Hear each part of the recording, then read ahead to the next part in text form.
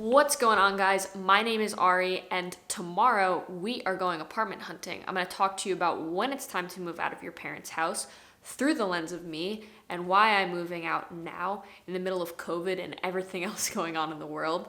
And the tips and tricks will be spread out throughout the day. So without further ado, let's get started.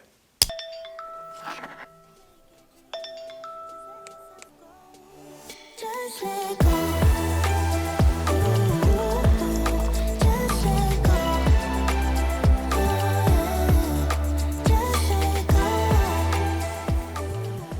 So you can probably already guess what point number 1 is going to be based on the whispering, but I'm going to go on a quick run and I'll explain after I get back. So I just finished up an 8-mile run. It went super well. I'm very happy about it. That is actually a PR distance for me. And as you can tell, point number 1 was having alone time and an undisturbed morning routine. For me, all my creative work is done in the morning. YouTube, journaling, writing, reading, basically anything that's important to me is done before the world wakes up. And when you live at home, obviously there's space considerations. There's considerations for where you're gonna sit and do your work and if you're gonna run into people. So for example, this morning I decided that I wanted to work in the kitchen. Well, then I have to think about in an hour, someone's gonna wake up and come and make a coffee, say hi to me and interrupt my flow. So then maybe I should work in my room instead. If you're spending all that time strategizing and planning and thinking about how you're gonna live your life, you're not living presently. And that's not a life that I wanna live. So I'm gonna just do what I can to prioritize my alone time, my mental health, and do what's best for me. All right, so I'm gonna shower and then meet you back in the car because our first apartment tour is in less than 2 hours. So I will see you then for point number 2. So we've got 4, maybe 5 tours today, and they're all sandwiched back to back for efficiency. So if I'm going to do that, then you can probably guess the time is very important to me.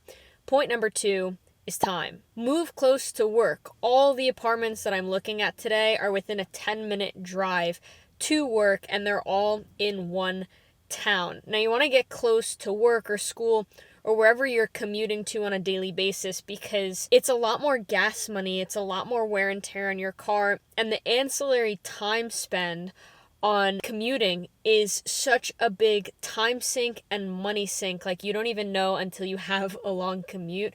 Avoid it at all costs. Between meal prep, rush hour traffic, planning for your day and making sure that you have everything that you're going to need for the day, all of that is stress.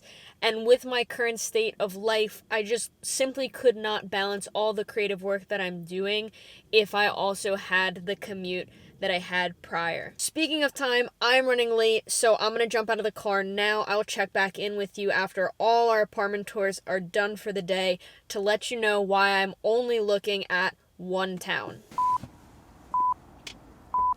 Okay, all the tours are finally done. It was a long day, but a rewarding day, and I was very excited about the last property that I toured.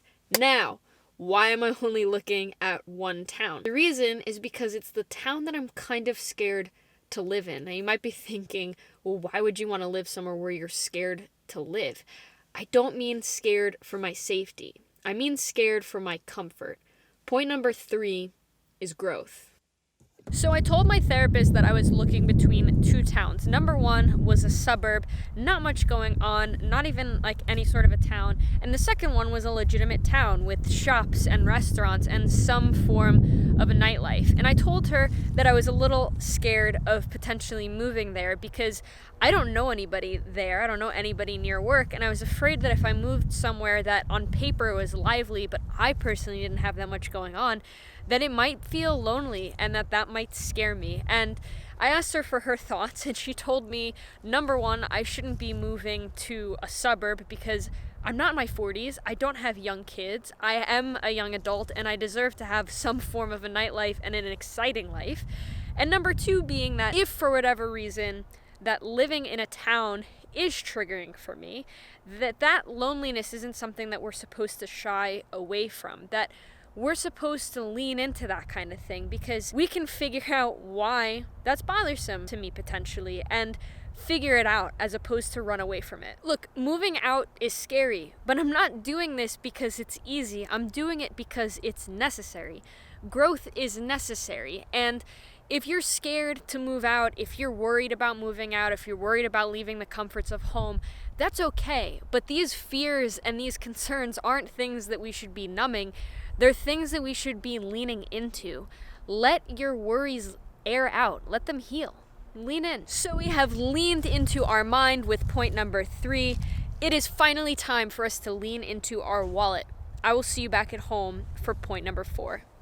So I can't just talk about all this fun stuff without talking budget, so let's get into money stuff. Disclaimer, I am not a financial advisor, and this is not financial advice. This is simply a personal recommendation based off a personal opinion, based off my own personal experiences. But I would say that you should have at least 6 months of emergency funds in cash. So take inventory of what you're spending today, allocate in an estimated amount for that monthly rent check, your gas, your groceries, your cell phone bill, entertainment, any of that fun stuff. Make sure that you have at least 6 months worth of emergency funds in cash, so easily accessible in the event of an emergency. I would also say that you should probably shoot for 30% or less of your take-home pay per month allocated towards that monthly rent check. But that is it. That is as deep as I'm going to go into the quantitative budgeting piece of point number 4, because it is so up to you. It is so based on your personal preferences and your lifestyle choices and the kind of place that you want to live in and what your desired quality of life is. I'm not going to tell you budgeting advice. What I am going to tell you is the advice that I wish that I had when I was graduating that no one gave to me, because people kind of just throw you into adulthood and no one explains this stuff.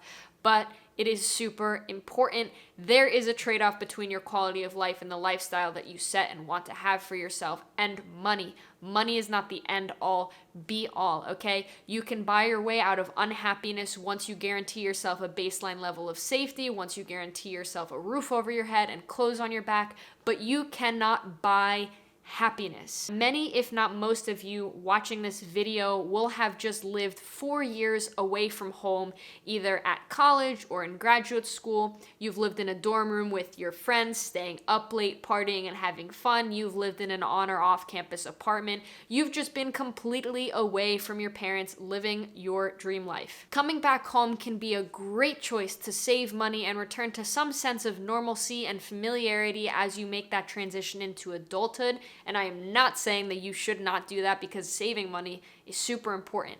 But living at home does not come without its many trade-offs, and it is up to you to decide what value you're going to ascribe to your mental health, to the quality of life, to your lifestyle choices against the money that you'll be saving doing it. I used money as an excuse to not move out for the last 1.5 years because the control that I had over not spending money was a coping mechanism. So I sacrificed my mental health unknowingly, living in a toxic environment. Thank you, therapist.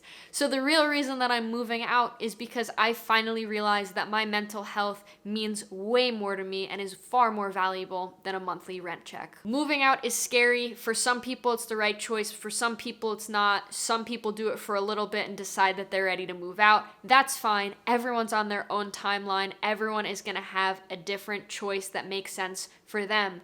The point is, take control. Own your agency. Deep down, you know the right thing to do. You know what is best for you. You just need to honor it. If you like this video, then please drop it a like and subscribe down below. I'm going to be documenting my entire moving out and moving into my new apartment process over the coming weeks. So yeah, make sure you subscribe and come along for the journey. It's going to be a fun one. Thank you for being here. I'll see you next week. Bye.